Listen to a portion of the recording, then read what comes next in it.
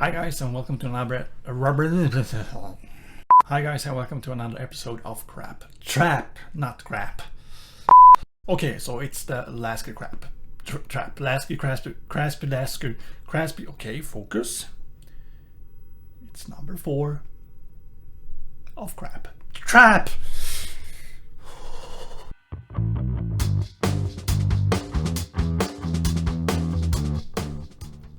Okay, so the trap is in the system of the queen's gambit, d4, d5 and c4, but black is playing e5, which is the Albin counter gambit. And the idea is that if white takes on d5, black is going to take here, probably develop like this and have a nice little setup for his pieces. And as we will see here, if white takes on e5, black will just continue playing d4. And from here on, the best move for white is to play knight f3. And if white plays knight f3, black will just continue with moves like queen, not queen, that's a knight, knight c6, knight e7 to g6, and stuff like bishop b4 and bishop e6 or g4, and we'll have a quite good game.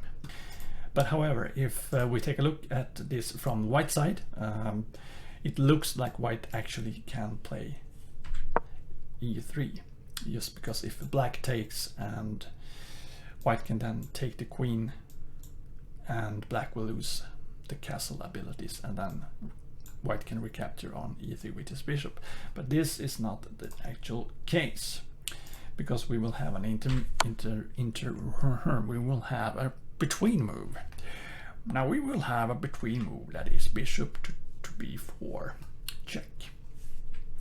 And as you can see, bishop to d2 blocks the check, and now we go with d takes e3.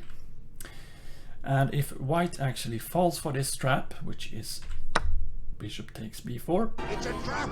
We will continue with, I don't know, maybe something like this, check.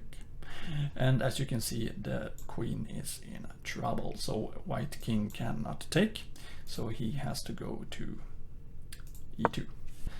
And now we can take the knight and actually promote to a knight, because we can still check the king, and that's a knight little ID. So this gives white less options. He can take the knight or he can move the king.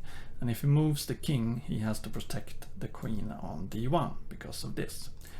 So taking, if we go rook takes d1 first, you can see that it will not work because of bishop to g4 check, and white will still lose the queen. So rook takes g1 is not possible, so instead he has to go king e1. And from here on we just play queen h4. And let's first take a look at g3, because he can play g3 or he can actually run away with his king.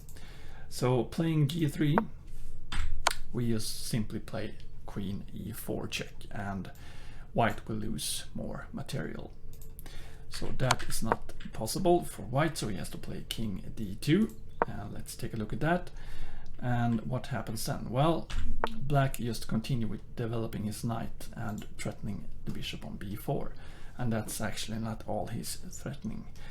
As you can see, if white tries to hold on with bishop c3, for example, we just simply play bishop g4, threatening the queen, and white can either just move the queen or try to block with something, but blocking is simply not good because of all the threats.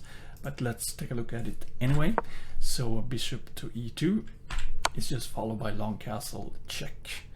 So if the king moves, he loses the queen, and he cannot block because of the pins everywhere, and blocking here just loses more material, and then after also the queen.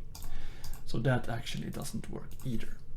So let's go back a couple of moves and let's see what happens if white just simply moves the queen. Well, the same idea, the long castle check, and white king has to run away, and it's just going to be a gobble party. It's going to be gobble, it's going to be check, check, Black actually saves the knight on g1 check, and this is going to be a terrible game as well. And here on you can see that white is losing even more material. So a quick little analysis. I think you've seen this before, but I wanted to show you it anyway.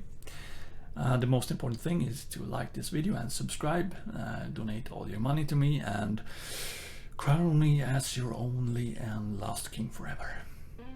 Cheers.